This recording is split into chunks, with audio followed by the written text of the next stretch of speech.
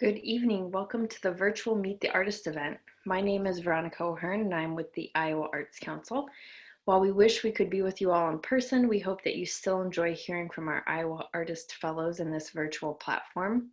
Before we get started, I would like to thank our original hosts for the series in Marshalltown, Amber Danielson with the Marshall County Arts and Culture Alliance, in Sioux Center, Kate Henriksen, Matt Drizzle, and Janine Calsby with Sioux Center Arts, and in Des Moines, Grace Braga and the staff at the Des Moines Art Center. I'd also like to thank Iowa Arts Council staff member Lindsay Keast, who is helping make this virtual event happen tonight and is facilitating our Facebook live stream. So let's get started. For those who aren't familiar, the Iowa Arts Council is your state arts agency, and we provide funding, professional development, and networking opportunities for artists, nonprofits, and communities working to advance the arts in Iowa. Our work is funded by the state and federal government through the Iowa legislature and the National Endowment for the Arts. This event is part of our Artist Fellowship Program, which recognizes 5 outstanding Iowa artists each year and provides them with resources to further their careers. The goal of this program is to create connections across Iowa by taking artists outside of their own communities and introducing them to those of you making, presenting, and supporting art in other areas of Iowa. Today, we will hear from our current Artist Fellows. If you are already familiar with their work, great. And if not, we hope you enjoy learning something new about each of them. If you have any questions for the artists or would like to share thoughts or comments about their work, please do so using the Facebook chat feature. Lindsay Keast with the Iowa Arts Council team will monitor the chat and break in to ask any questions you may have of the artists during the presentation. Thanks again for joining us tonight. To get started, we will turn it over to Amanda Tate. Amanda is an interdisciplinary artist with a background in fine art and metalsmithing. Her work has been featured in solo and group exhibitions across the US and in various media outlets, including the Denver Post, Art Jewelry Today, the Des Moines Register, Better Homes and Gardens, DSM Magazine, and Popular Science. Tate has worked as an artist in residence with the New York Mills Regional Cultural Center and Ballet Des Moines. Special honors include a permanent collection commissioned by Aero Electronics in conjunction with Cherry Arts and the Colorado Ballet.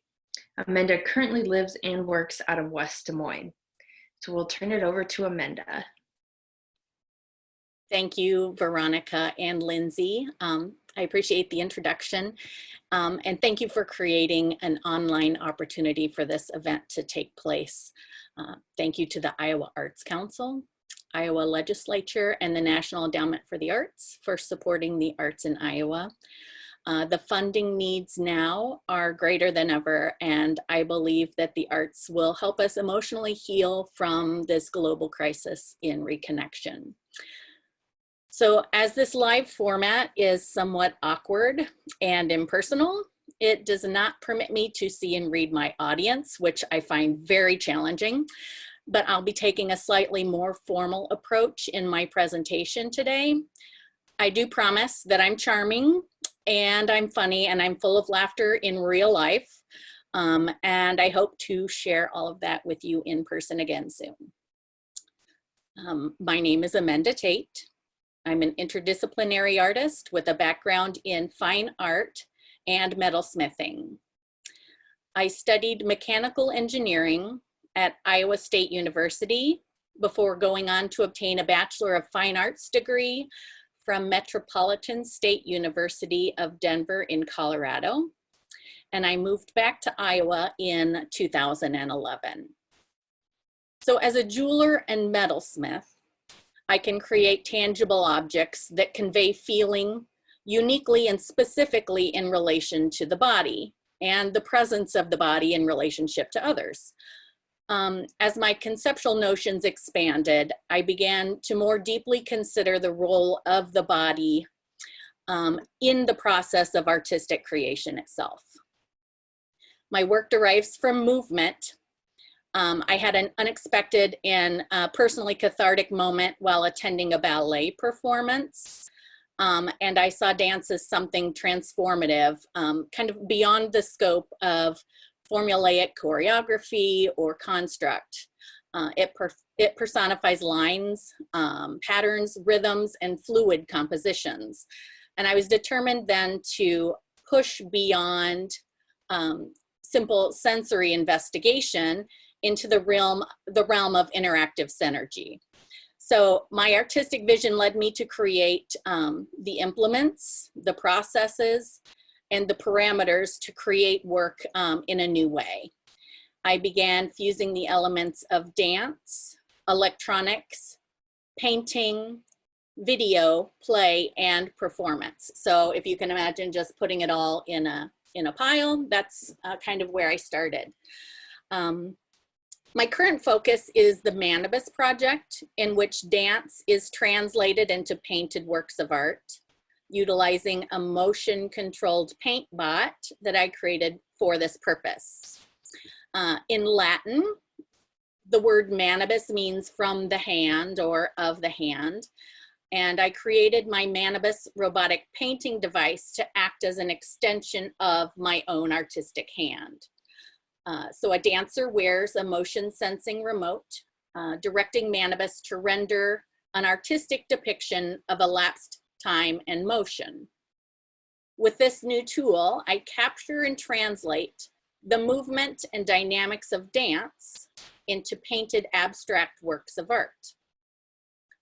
My works utilize both scientific and aesthetic processes to address topics such as identity, individuality, longevity, and the culture of social interaction in our digital era. So this is a subject which has just recently undergone a dramatic cultural shift within the last month, I would say. And much, if not all, of our social interaction is currently facilitated by digital media. And while it has in some ways redeemed us in our need for connection, and we are grateful to be able to connect, we're simultaneously as individuals recognizing firsthand how this still leaves us longing to be in the physical presence of others, despite our connectedness. So though my work utilizes digital or electronic manipulation, the source of creative input is human and the output is analog. The Manibus robot is not intended as an artist replacement. It is intended rather as an artistic tool, much like you would use a paintbrush or a stencil. It's not automated. It does require human operation and assistance in real time. This work raises questions about authorship, privacy, and the responsible use of technology. Humans are encouraged to have meaningful face-to-face community interactions. Within the realm of new media art, I engage the public in social practice work, blurring the separations between everyday life, the creation of art, the digital world, and performance. I facilitate the collaborative process as a director, combining the necessary components. Akin to abstract expressionism, I allow for spontaneity in the mark, but utilize my own set of constraints to orchestrate order in the process. I determine the scale, the width of the brush, the color, the starts and the stops, while resigning myself to just accept some aspects of the output as they occur. At Manibus dance painting events, I collaborate with public attendees. Individual participants take turns wearing the control device and dancing to make their marks on a collective layered painting. So in the spirit of happenings, I encourage the contribution of impromptu creative energy, again, within a prescribed structure. Viewers become co-creators, and their energies render inherent meaning in the work of art. The process explores the role that participatory culture plays in the construction of identity, shared lived experience, and access to artistic expression and civic engagement. This time-based process yields an observable abstract representation of what has transpired. It's an opportunity to analyze the fleeting moments of dance.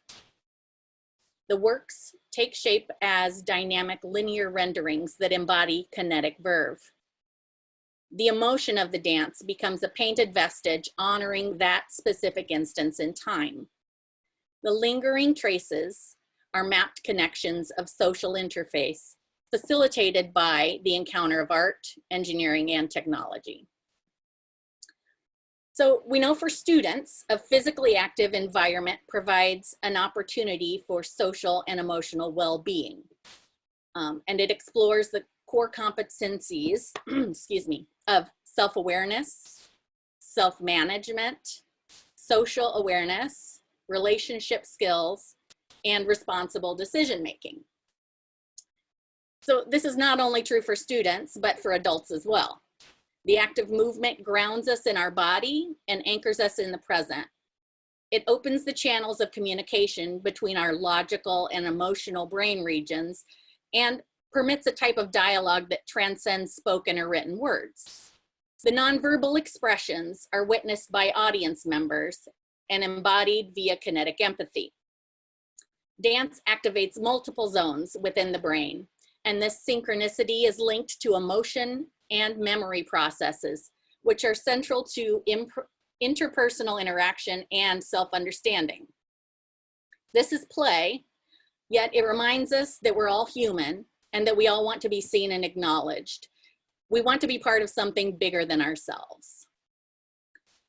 So my personal mission as an artist is to empower diverse audiences through the creation of exploratory works of art, tools, processes, and performative works of art.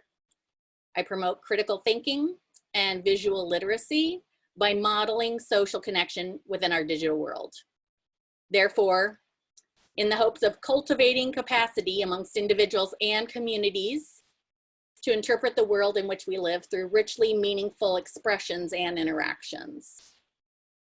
So in closing, I'm looking forward to a time when we can celebrate humanity face to face again. And I'd like to give a quick shout out to the people who have contributed to documenting my work in the form of video clips or photography. Iowa Artist Fellow Jack Meggers, Bruce Bale, Lauren Eckhart, and Brianna Lewin. So thank you very much, and I look forward to hearing what everyone else has to say. Great, thank you, Amanda. I will pause for a moment just to see if we had any questions come in from the Facebook chat from Lindsay. Yeah, Amanda, so because your work relies so heavily on the social and collaborative aspect, what have you been working on during quarantine? I have been working on some of the aspects that are not part of that process in finishing the artworks, in preparing the works to share, documenting works, inventorying, all of the fun bookkeeping things that we like to pretend artists don't have to do. So that's predominantly what I've been working on, and I've been putting together proposals for what's to come next. And how often do you have to fix or update the Manimus robot? Often. It depends on how heavily used it is, but I feel like I'm always kind of making repairs or adjustments or tweaks to it as a whole. Great, thank you. Thank you. Thanks, Amanda. From there, we are going to go over to Scott Bradley. Scott is an Iowa-born writer, performer, and stage director. His work has been seen nationally, including a premiere of his musical We Three Lizas at About Face Theater in Chicago.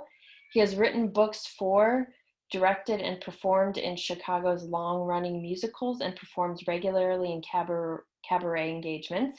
Since his return to Iowa in 2015, Scott was awarded a year-long residency at Scattergood Friends School, received his MFA from the Iowa Playwrights Workshop, and has had work featured at the Cedar Rapids Museum of Art and the American Gothic House. He is a member of the Dramatists Guild, Actors Equity, and SAG. Scott currently lives and works out of West Branch, Iowa. So we'll turn it over to Scott now. Hi, thank you, Veronica. And I want to echo Amenda's gratitude to the Iowa Arts Council for this fellowship, as well as to our Iowa legislators who are making sure that the arts in Iowa are funded and that we are supported in doing the work that's so important for our culture. I will start out. Excellent. We've got some of the zany, fun, early stuff up right now of mine in Chicago. I was born and raised in Iowa. I've spent the past 25 years as a working artist, primarily in New York, Seattle, and Chicago. Connectivity has always been at the center of my work. I express it formally through intertextual and cross-genre applications, and through narrative themes that illuminate social inequity and esteem empathy. The pictures that we're looking at right now are from the Scooty and JoJo show. These are a number of works that I created with my partner, Johnny Sachs. They were drag and puppet rock music spectacles that juxtaposed iconic film narratives with popular music to expose and lampoon gendered power imbalances in our cultural psyche.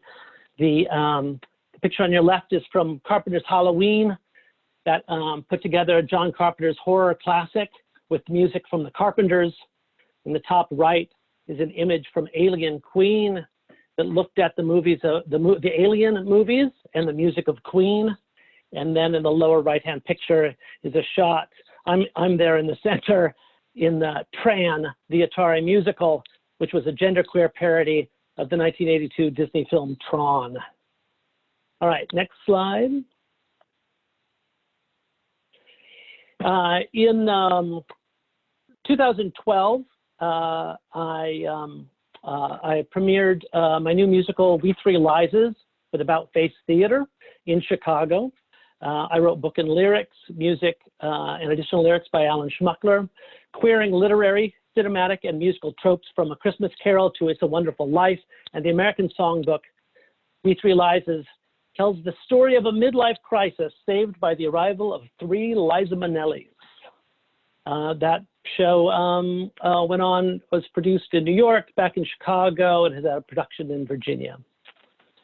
In 2015, we can move to the next slide. In 2015, I returned to Iowa as a member of the Iowa Playwrights Workshop. I created two large-scale theatrical pieces as a member of the workshop. The piece featured right here is Trocadero Rose. It's based upon Verdi's opera La Traviata, transposing the narrative to 1979 San Francisco following Harvey Milk's assassination. The play is scored throughout by an onstage DJ spinning 70s disco. Next slide. My thesis play with the workshop is A Kingdom Jacked. It's a tragicomic verse play based on Shakespeare's Henry IV, in which the drunken rogue Falstaff has hijacked the throne, and Shakespeare's peripheral female characters rise up to save the country from populist rule.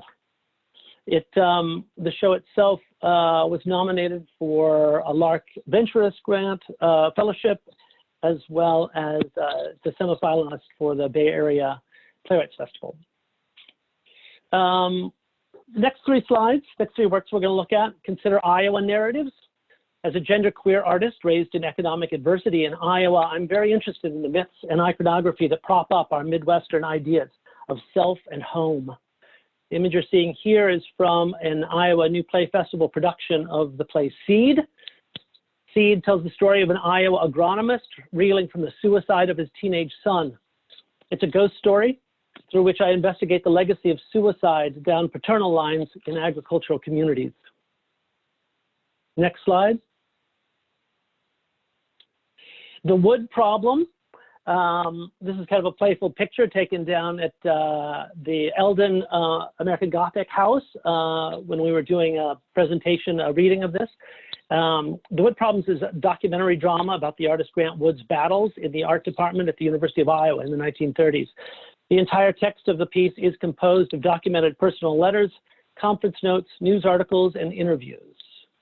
It was also featured at an event at the Cedar Rapids Art Museum when Grant Wood's work was taken to the Whitney for that retrospective last year, 2 years ago, I guess.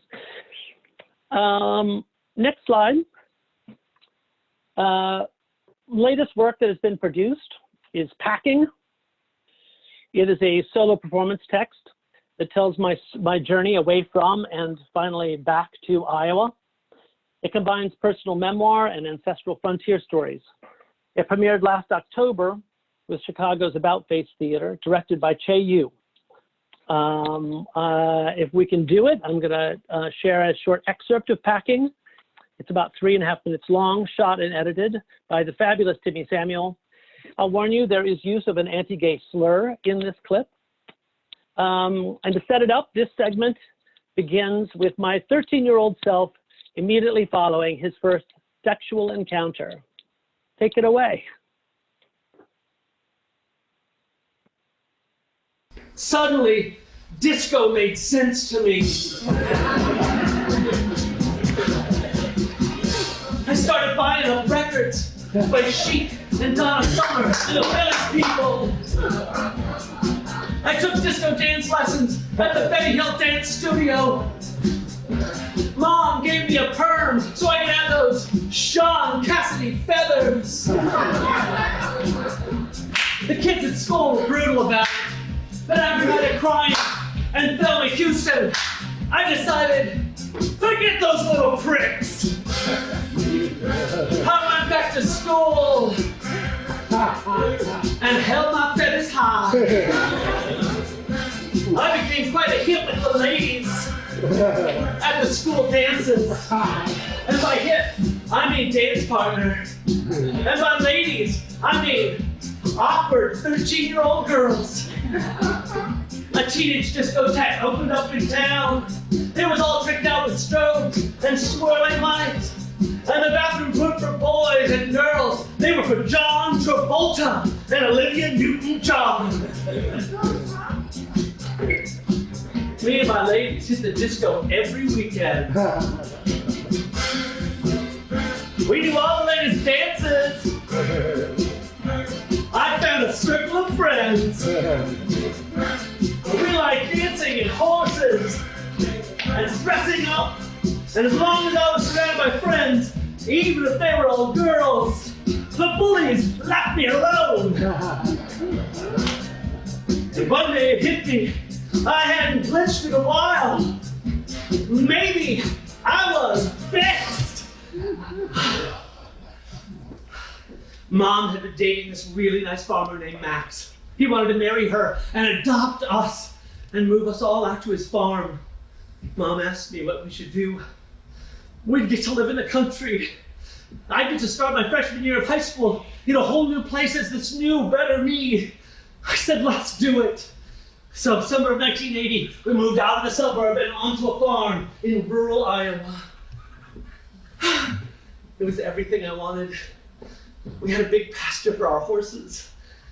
There was a river running through it for swimming and fishing. We had dogs and cats and pigs and cattle. I started at my new school and it seemed okay. It was a lot smaller than my last one, only 50 kids in my class. They seemed friendly. A few weeks into the semester, I arrived, showed up at school, and laughter exploded down the hall. My locker was plastered with naked cutouts from Playgirl magazines. The word gay was soaked across the front in big, ugly letters. I tore the pictures down as fast as I could. I didn't look anybody in the eye, but I could feel the voice screaming, "They see you, faggot!" The principal arrived. He said, regardless of my personal proclivities, I was not to display pornography in or on my locker. We don't tolerate that sort of thing out here.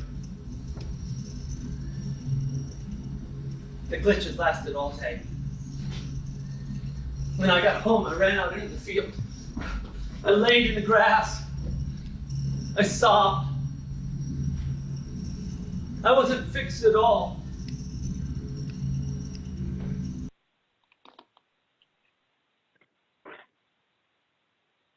Thank you, Scott. That was wonderful. Thanks for sharing that with us. Mm. I'm going to turn it over to Lindsay now and see if we have any questions coming in through our chat. There's just one question, and I think it comes from such strong and powerful work, but what is it like to experience, like perform and experience all of your past experiences, if that makes any sense? Like you're ultimately reliving what you did in your past. How does that feel? Well, it feels like a whole lot of things. There's no question that it's difficult. But you know, it becomes cathartic really for me to allow those things out. I believe that our trauma is really, those traumas that we've experienced are baked into us. It was certainly easy to access that place, that 13-year-old kid again, both his joy and his heartbreak and fear. That's all still inside my body.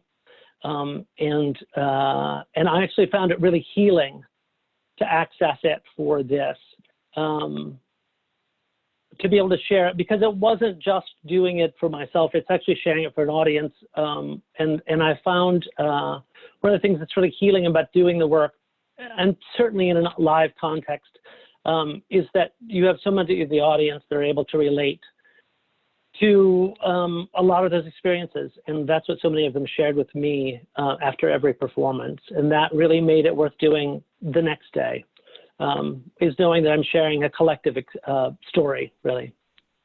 Great, thank you, Scott. Thank you.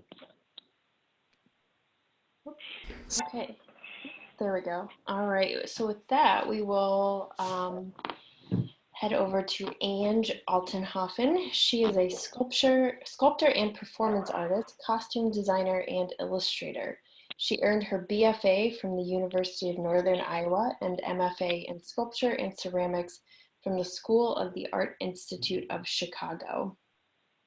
Altenhofen has exhibited her art nationally and internationally, including at art galleries and museums in Tel Aviv, Vienna, Florence, Italy, and Chicago, and returned to her hometown of Sheraton, Iowa in 2015, where she currently lives and works. So with that, I'll turn it over to you, Ange.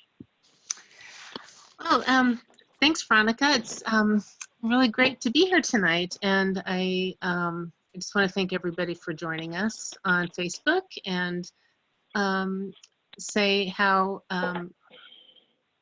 proud I am to be a part of this program and among these amazing, talented artists. It's been a great year. So, yeah, so go ahead and put on the first slide, Veronica. Thanks. So I got my master's degree at the Art Institute of Chicago, and right after graduating, I was diagnosed with something called presumed ocular histoplasmosis, which is a degenerative eye condition. So I was told that, you know, I could possibly go blind within a couple of years. And that thrust me into this headspace where, you know, how does a blind sculptor make art? Like, what kind of work do you make? So I started thinking about process and material more, and tactility. I taught myself how to read Braille. And I started using that as a surface texture on a lot of my work. So the work in this first group of slides here is sort of, it's early work where I was kind of exploring touch and process and tactility and surface texture in my work as a sculptor, kind of thinking about this idea of sight and touch. This is, let's see, this is called Clay Angel, and it's an interactive sculpture that I made that is, you can lay in it. It's a spa quality white clay that you can lay in and make your own clay angel, and you're covered with this kind of healing white clay in the process. Next slide. Sorry, I'm working on it. We're getting kind of a lag here. Hold on. Okay. There we go. Okay, so is that the next? That looks like a detail of heart map. Go ahead and go next. Yeah, there we go. There we go. Okay, so this is another kind of experiment in tactility and surface. So it's made out of latex, and I applied latex to an object and peeled it off, and it took off what I had drawn on the surface of the object, and there's kind of a memory of that. Next. And this is what it looks like inside. Next. And a detail. Next. These are scrimshawed human scapula. Again, you know, surface, interested in surface texture, and this kind of idea of metaphorical function. Next, as a detail of that. Next. This is a tattoo suit that I made. It's sort of an ongoing project, and it references the idea that you know, that our skins have a potential to tell a story. Next, this is bird bruise. Next, I'm just going to fly through these. Keep going. Next, because I want to get to the Braille work. Next, next, next. This is Molehill. Go back one. This is a climbing wall that I created in Chicago at the Cook County Administration Building, and it references climbing walls and landscape painting and tapestry. Next. This is Blue. It's an inflatable sculpture that I created. Next. Next. Next. Next. Next, next. Okay, so this is the beginning of the Braille series. I don't have a lot of time to talk tonight, so I tend to cram too many images into one of these presentations. So this is some of the first work that I did when I started working with Braille. This is called Braille Wall, and it was an interactive sculpture, kind of a performance piece at Artemisia Gallery in Chicago. And it's candy, this candy strips that I applied to a wall, and then my friend Sarah, a performance artist, picked off all the candy dots that were not part of the text that this was eventually to spell out, which was an excerpt from the Kama Sutra. Next, and this is just Sarah at the opening of the exhibition picking off the candies. Next. Next. So this is Hug. This is one of my earlier Braille pieces, and was featured at the Octagon exhibition this past winter. The text on Hug is again from the Kama Sutra, and it's just an excerpt about love. And this piece references kind of carcasses and a punching bag and a stuffed animal, and it's sort of a surrogate. So the idea is that you you can touch it, you can interact with it, you can abuse it, kind of the way that kids do with their stuffed animals, and it's sort of a replacement, object. Next.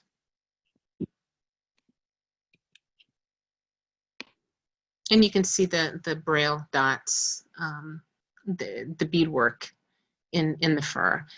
Okay, this is another one of the Braille series pieces. This is called Bo Peep, and again, it's a comfort object. It's large, go ahead and show the next slide, Veronica. This shows the Braille beadwork on the inside of the object, and it is the story of Little Bo Peep.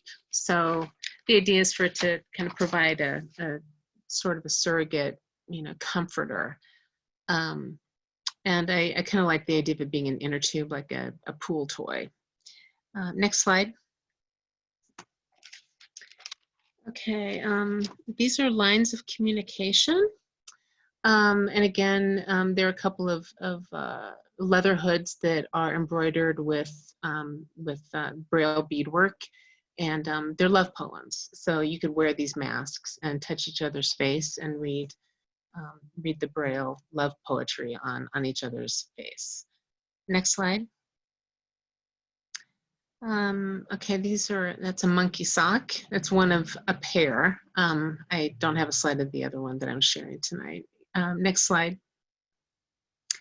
Okay, this is called Caress, and the Braille beadwork on this is a poem by Edna St. Vincent Millay. And it's the poem, What My Lips Have Kissed and Where and Why I Have Forgotten. And they're actually wearable, so you could, theoretically touch somebody with these gloves on and share a poem with them. Next slide. Okay, this is Pet, and it's hand or finger crocheted Cecil with Braille beadwork. Next. And here's a detail showing the Braille beadwork, and it's an excerpt from a quote by Matthew Arnold, and it's just it's kind of a 3D mantra, the joy in the proof, that's been beaded over and over again. Next slide. Next slide. Okay, this is Riding Hood, a life-size rocking wolf that was also at the Octagon. Next. This is the fleece coat on the back of Rocking Wolf, showing the bead Braille work on it. Next. And what it looks like on the inside, the part of the process. Next. This is Scratch. My cat scratched this part of my sofa apart, and I embedded jewels underneath because I was interested in the interior and exterior and how they interact with each other and sometimes define each other. Next. Next. Next. Okay, so this is one of the pieces that I showed at the Octagon Art Center in Ames, and is one of the pieces that the fellowship actually helped to pay for. So it's a collection of recycled objects with Braille script on each object, and the Braille is in diamonds. And it's a quote by Walt Whitman. Next slide. So these are two of the objects with the diamonds on them. Next slide. This is Hug at the Octagon. Next slide. And Hug and another one of my pieces, Wingback at the Octagon. Next. Next. This is a current piece that I'm working on. It's called Night Fell. It's a work in progress. This is Night Fell installed as a work in progress at the Freight House Art Center in Sheraton. And next slide. Here it is showing the Braille beadwork, and it's to be a giant black velvet parachute that's been collapsed, sort of like a planetarium. And it will be covered with Braille beadwork and constellations and other astronomical bodies. Next. Next. Next. And this is a current project that I'm working on that I will be sharing when I do the Iowa Arts Council Instagram takeover starting May 2nd. Thank you. Great, thank you, Ange. Now I'm going to turn it over to Lindsay to see if we had any questions come through on Facebook. We do have a few questions.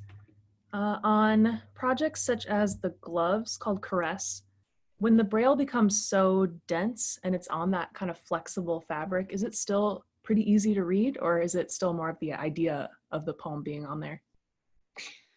I think it's not. I think it would be very. I think it is difficult to read using your fingers, to read it as as Braille is meant to be read by, touching it with your fingers. If you can read Braille visually, you could read it. But the problem with using the beads and the beading process to represent the Braille is that they move around, which is, it's a problem. So,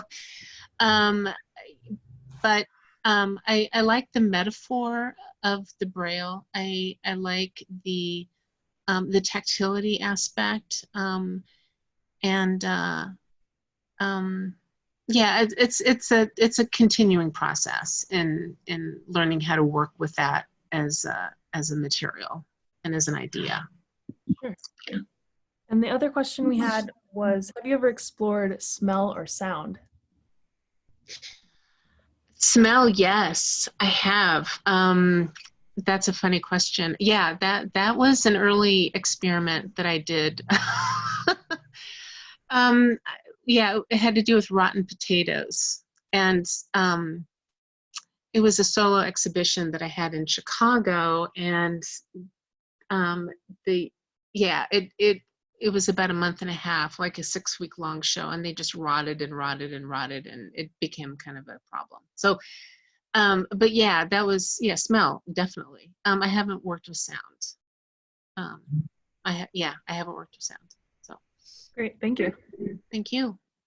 Thank you, Ange. So with that, we are going to go to Matthew Kluber. Matthew is a visual artist working in the intersection of painting and digital technology. He received a BFA from the Rhode Island School of Design and an MFA from the University of Iowa. He has exhibited his work internationally, including at the Museum of Contemporary Art Shanghai, Focus 9 Art Basel, Switzerland, the Painting Center in New York, Orange Door, Chicago, and Art Basel, Miami. His work is in the collection of the Austin Museum of Art, the Portland Museum of Art, Grand Rapids Art Museum, Des Moines Art Center, University of Iowa Museum of Art, Estee Lauder International, and the Carl and Marilyn Thoma Art Foundation. He resides in Cedar Rapids and is currently a professor and chair of the art department in Grinnell. So we will turn it over to Matthew. Thank you, Veronica. I'd like to echo my colleagues and thank the Iowa Arts Council, the state legislature, and the National Endowment for the Arts for their support of the arts in Iowa. It's been a really wonderful experience. So I'm just going to talk a little bit about my process, and you could go to the first slide there. My main body of work involves both painting and digital technology. There's sort of a shot of the studio, and I'm going to talk a little bit about the process that goes into the work. So next slide. The beginning of the process has a lot to do with thinking about color and mixing paint and generating geometric composition for the paintings. Next. So you're looking at a number of paintings on the far wall, and that's essentially the sort of composition that I've been working with the last number of years. It has to do with my development as an artist. As a student in the mid-1980s at art school, we did not have computers as a part of our visual language at all. It hadn't come along. That came along later in the 90s, and as I began to make work and use a computer, the computer that I had was really slow. It did not load imagery very well, and quite often it crashed. And those crashes led to kind of an interesting insight. That computer monitor had a series of broken horizontal lines that essentially were really interesting compositions in color. But it was a result of a breakdown in technology. And I began pursuing that idea in terms of composing my paintings. Next. There's sort of a closer shot of a couple of smaller paintings. So the horizontal lines then in the paintings make reference to those digital screens as they begin to crash. Next. In order to sort of work on a larger scale, I employed another kind of technology, and this is sort of a tool that I use for masking the stripes on the paintings. It's a digital vinyl cutter, and it'll cut really precise straight lines that I can mask the paintings with. Next. So once I paint on a large aluminum panel. It's a honeycomb aluminum, and the larger paintings are 44 inches by 96 inches. And once the ground color is painted on the panel, I put a layer of the cut mask vinyl on top of it. And then I simply remove the masking in order to begin to paint the stripes. Next. As the painting develops, each color of stripe is painted individually. And then I remove all the masking and the entire painting is revealed. So there's sort of a color interaction that goes on between the painted stripes and the ground color. Next. A bit of the workspace as I'm making the paintings. There's a wide range of fairly high-keyed color. Next. And a range of tools. There's some of the masking that's come off. And a bit of evidence of how the paintings are made there. Next. There's a couple of paintings. I work horizontally. It's the most productive way I can kind of get the paint on efficiently. But those are two recently completed paintings. And once the paintings are completed, I begin working on the next sort of process. Next. There's a completed painting there. Once the painting is done and hung on the wall, I have custom software. And that software allows me to sort of construct a second painting, but it's a digital painting that involves time and motion. And I can map that particular image to that painting. Next. So this is an image of the projected image on top of the painting that you just saw. So you can see the horizontal stripes in the painting there. The software allows me to build a projection that interacts with the color of the painting itself. And it instills a sense, there's sort of movement and a range of color interaction that happens on top of that surface. So next, there's another painting with a sort of a similar composition. And next. And the same painting with the projection on it. So I'm interested in the idea that when we look at a painting, we're looking at subtractive color.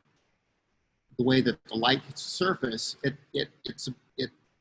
is subtracting all the colors of the wavelength except the color that we're actually seeing. And a projected color, a digital color, is additive color. So the red, blue, and green of the computer is added together to create the full spectrum of color. Next. Again, there's another painting. And next.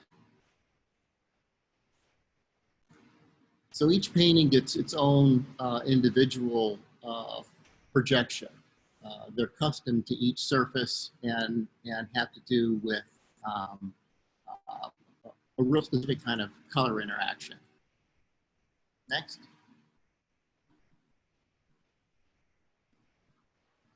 And so here's a group of paintings installed in a show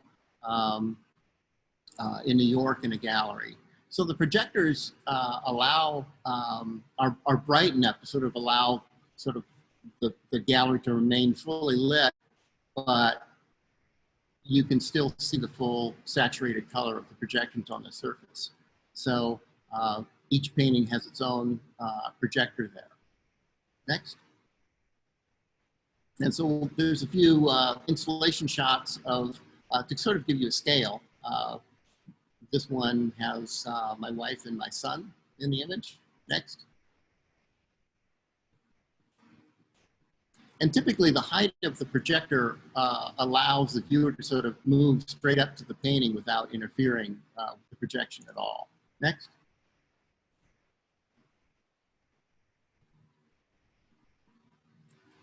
Next.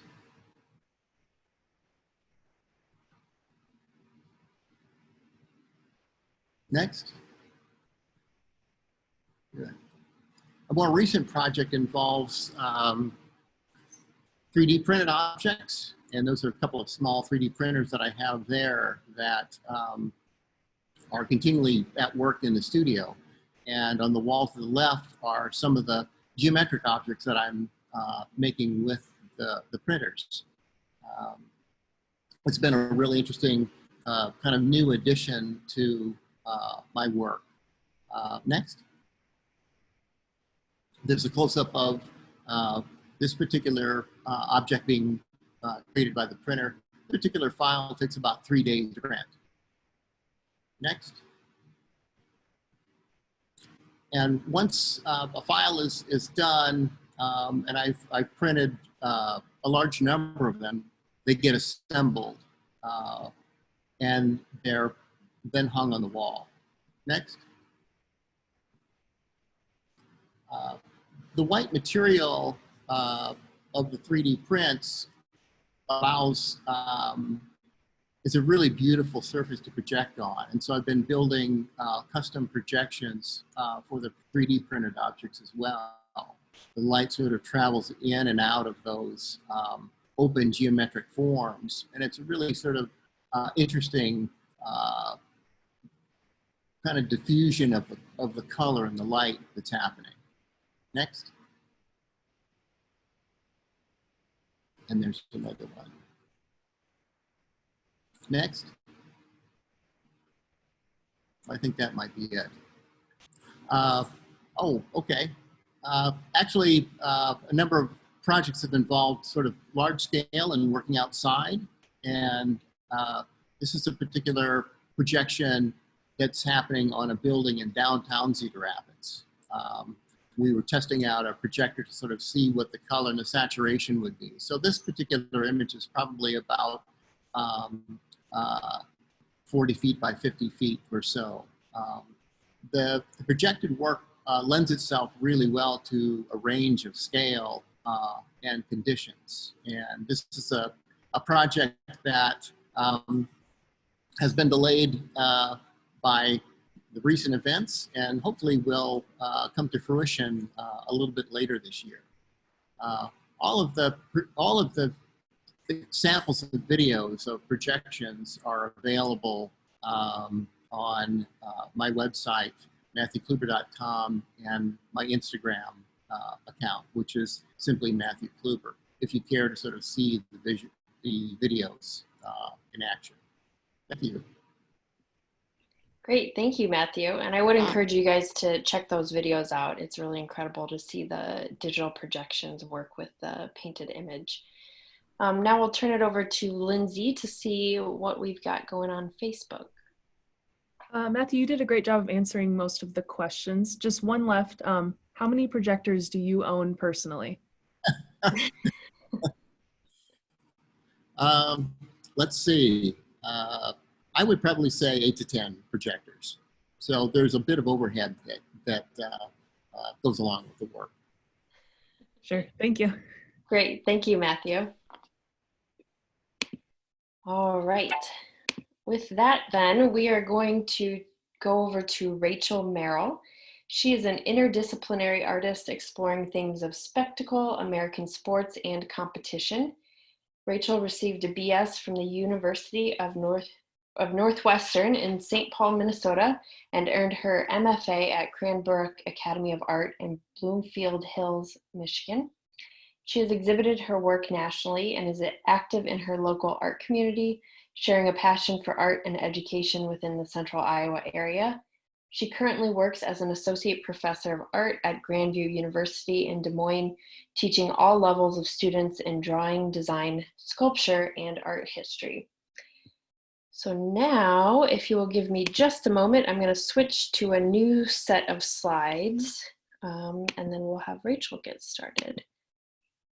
While Veronica is switching slides, I want to thank her and Lindsay for hosting this tonight, and I want to thank the fellows for participating. I think given the circumstances, this is still a great way to be able to talk to each other and to share some of the work that we've done.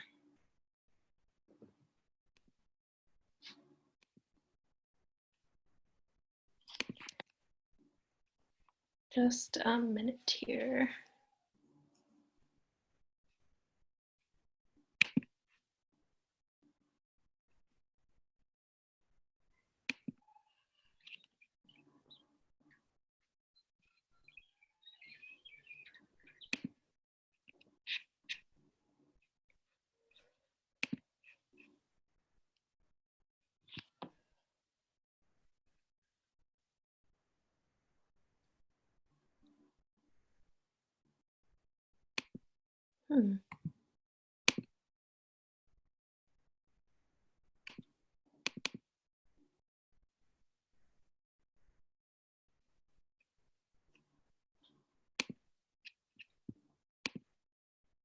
There we go. How's that? This, the way that I'm going to do my talk this evening is a couple of, I'm going to talk about a couple of different things. Part of it is I'm going to talk about my research and how I got to some of these pieces. I'm also going to introduce some of my characters. So my work has always been about identity, particularly about being female and understanding that. And so this character that you're seeing here, she is my pro. She is a professional. She will show you exactly what you need to do and how to perform all tasks. And so I'm going to walk through, so the way that the slides are sort of introduced are I'm going to show you some of the work, the finished product, and then I'm going to show you some of how I got to those products. All right, Veronica, I think we can go to the next slide. So I've been working for years and years and years doing this type of work with performance and how performance functions. And my background is in photography, and I did a lot of documented performances, meaning that I would make a lot of things and then I would photograph them with stills. And then about 7-8 years ago, I started transitioning into wanting to have more of a moving picture or a GIF or short format. But in the process of that and thinking about the work, I had two things that happened in 2012, and I'm showing them both to you here. One is I received a Halloween catalog in the mail, as most of us do, and I started flipping through these costumes, and I found the poses to be so very peculiar, in that most of us don't stand like that.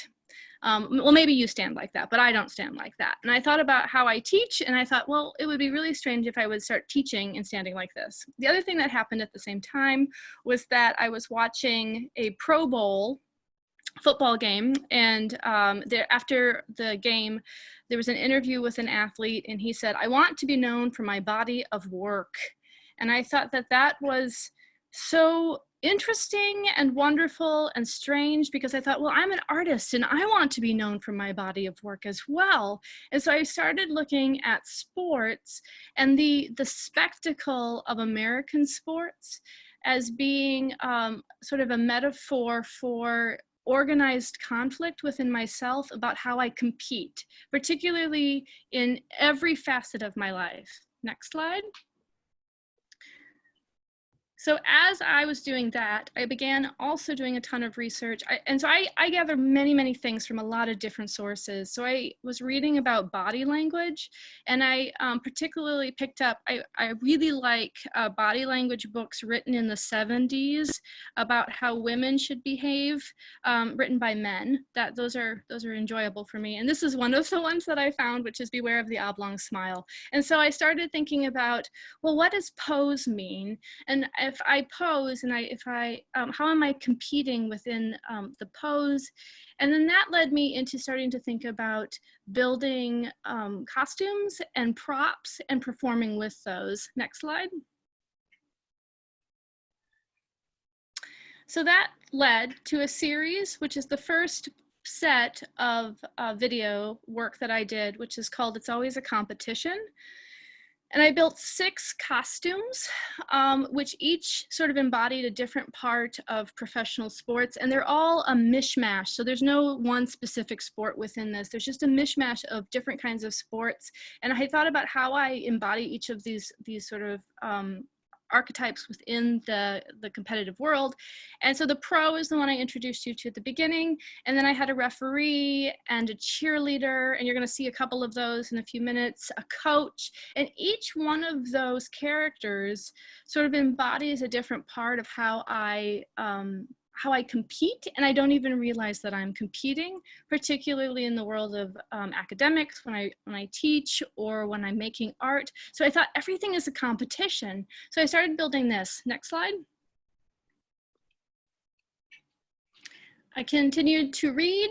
I read everything, and I should also say that I'm not an athlete. So it was interesting coming into it because I'm really rather ungraceful, and I'm a bit awkward, and I think trying to have a professional stance was really interesting. So I gathered a lot of different resources and I read. Next slide. And then I began building these videos, and this is the coach. And so our coach leads us. She teaches us what we need to do and how we should perform. Each video is about a minute long of each character, and they are parodied after workout videos, high intensity interval training. And so in that parody, we're encouraged as they're projected on the wall to participate, even though you can't really participate because they're nonsensical actions. Next slide.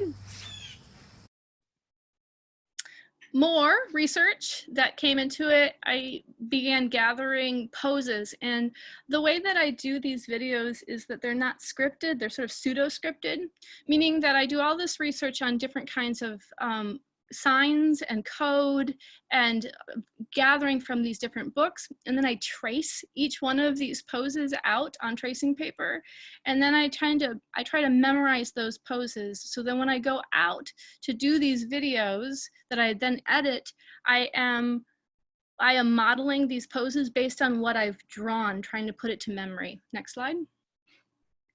The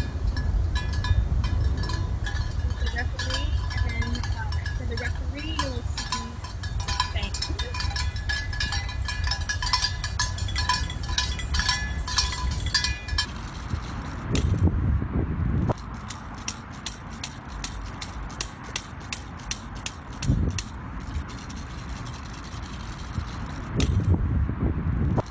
Next slide.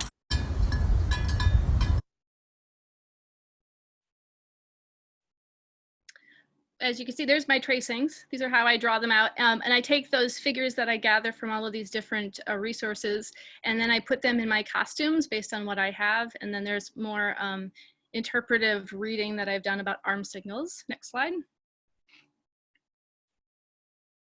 Here's a cheerleader.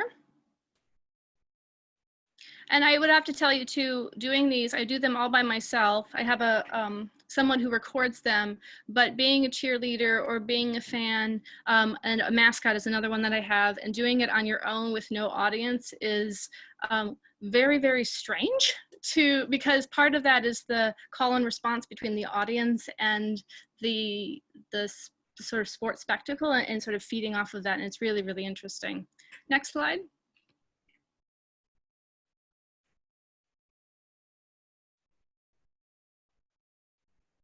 There's the mascot. We won't go too far into that one. All right, we'll go next slide.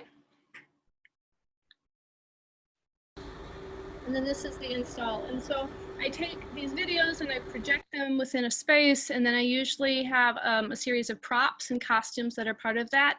And the reason that I include those props and costumes is because they are part of archiving this experience, very similar to when you go into a museum, whether whatever, natural history or sports museum, and you archive all of these remnants of these wonderful things that have happened. And that's very much what this sort of how they relate to each other. Next slide.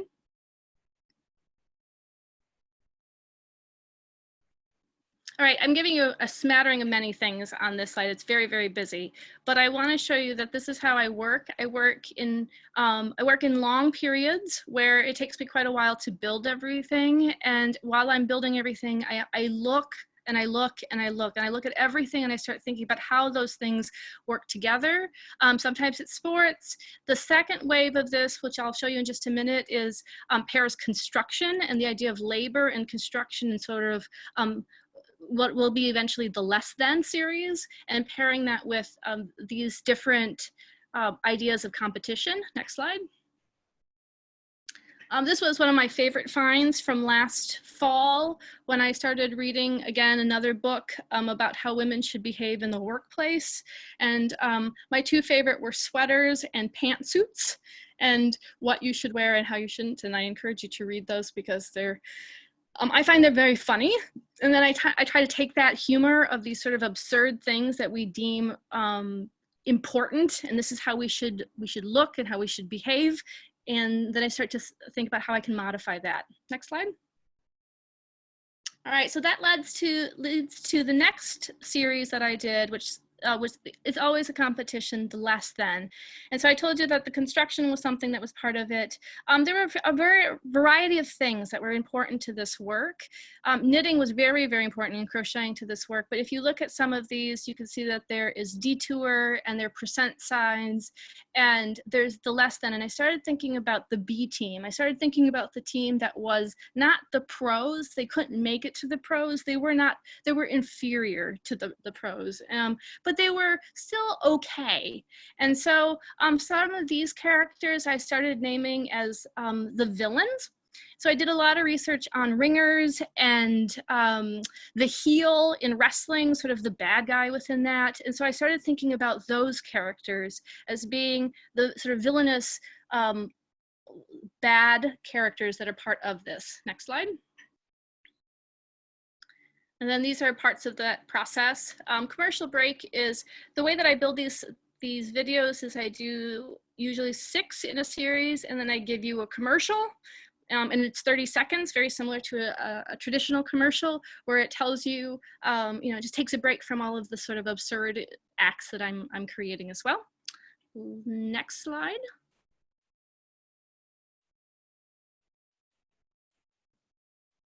So this is the less than, and I will sort of, it's a series of several of them. This is the heel, by the way.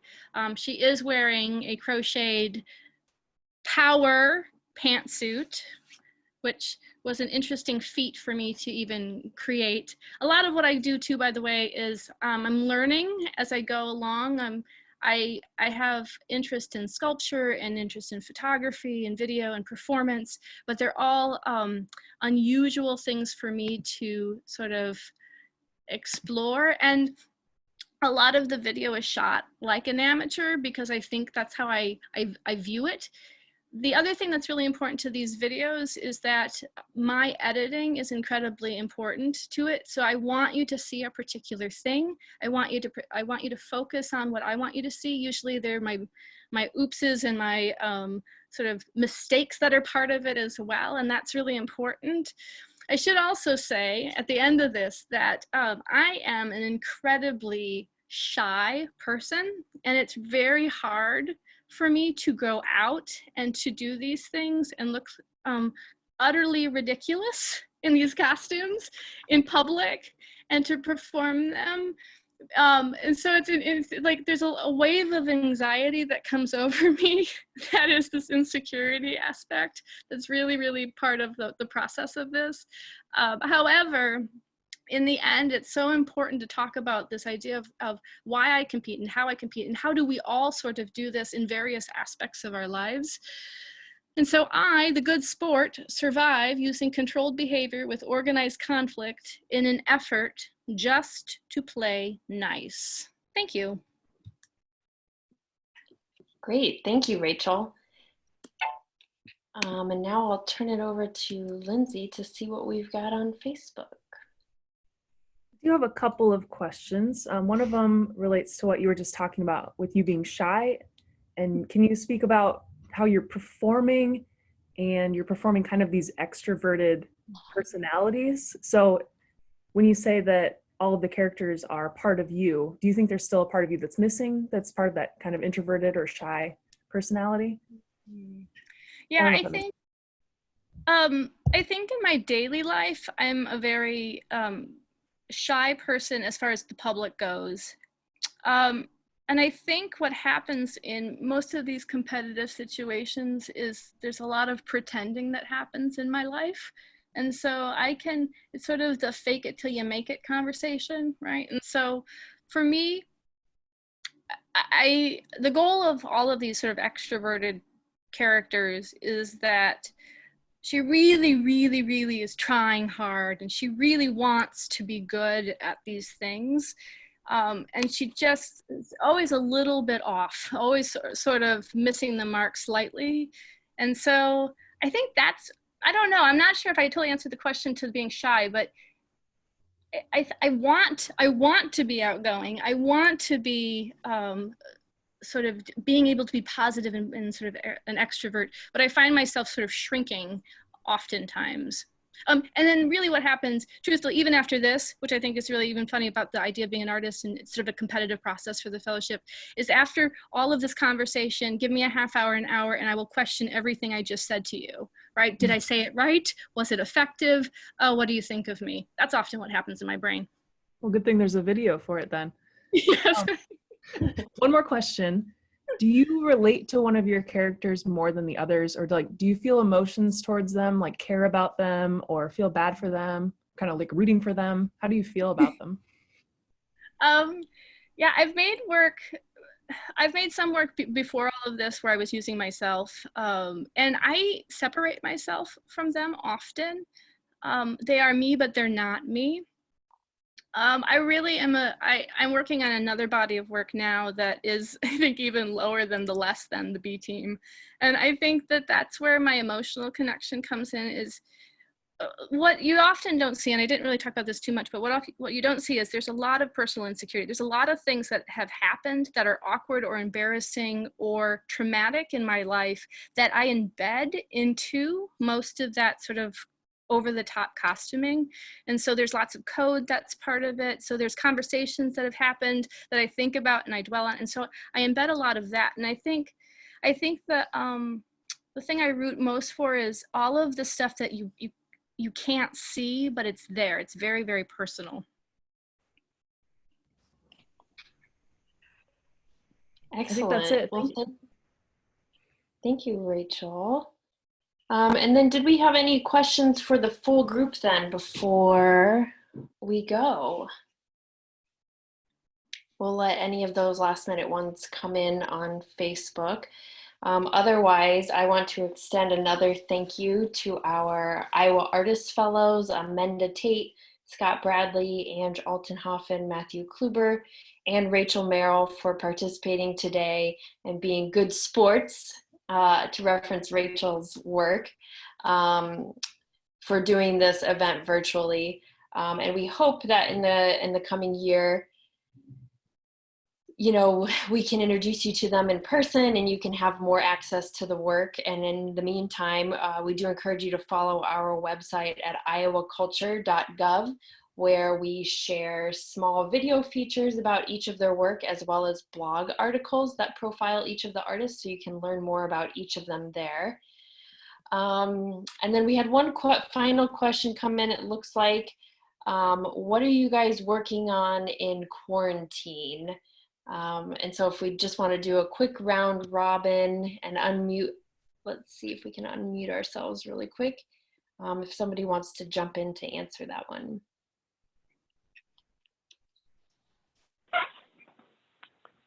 Sure, I'll start. I'm building up a TV series about an emo teenage girl and her gay uncle who solve big crimes in small town Iowa. Excellent.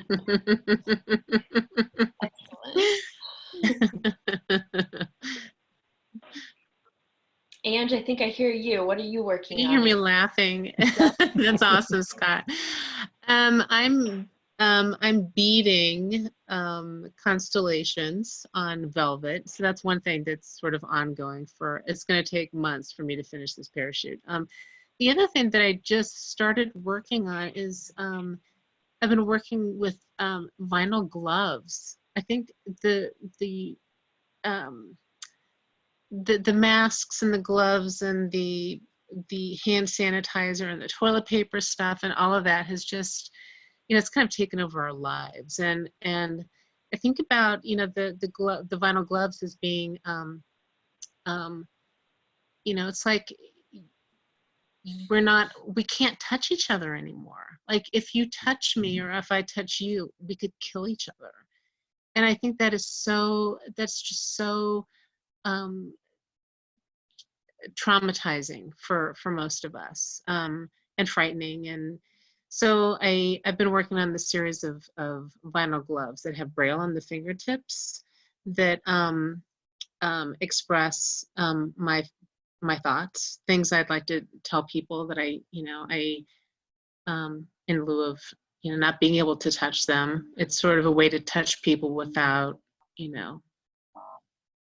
and stay safe, keep them safe and keep myself safe. And just kind of hanging in there like everybody else and feeling grateful, really. So that's it. Thanks, Ange. Rachel, I'll turn it over to you.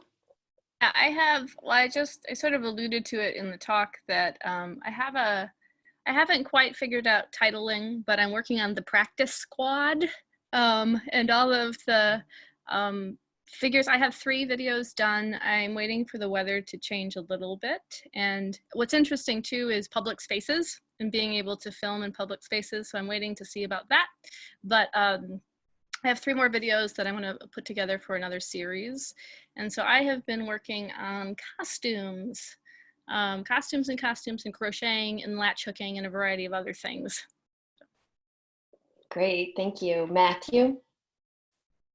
It seems like in quarantine, my attention span hasn't been quite what it usually is. And so I've just taken the opportunity to move around between a number of different projects and to try some more experimental elements with painting. And so it's been a good time to sort of just take a step back and just to try some things and experiment and to see what happens and, not worry about failure. That's been a big part of it my whole career. And so that's, it's good to sort of get back to that with no deadlines. Yeah, absolutely. Thanks, Matthew. And Amanda? Yeah, I feel like this has kind of been a prime time for me to see socially what happens when we withdraw from each other, whether it's mandated or otherwise, but how not being in physical presence with each other, I'm just trying to absorb a lot of that and kind of add it to my research and put it in the queue for future reference. And it'll be interesting to see how things change, just in terms of social relation. I am working on a video that is a document of a live performance I did with Ballet Des Moines. So getting that to a completed point. And also you know, like I said, all of the business stuff that goes with being an artist. That is not fun, but takes up time. I've been trying to put that in now. Yeah, looking forward to seeing how things change and where we all go from here with new stuff. Absolutely. Well, we're excited to see what results from all of your work in quarantine. Thanks again to each of you for participating, and thank you to our Facebook Live audience for watching. Again, thank you to our funders, the Iowa Legislature and the National Endowment for the Arts. We hope that you all have a wonderful evening. Thank you. Thank you. Thank you.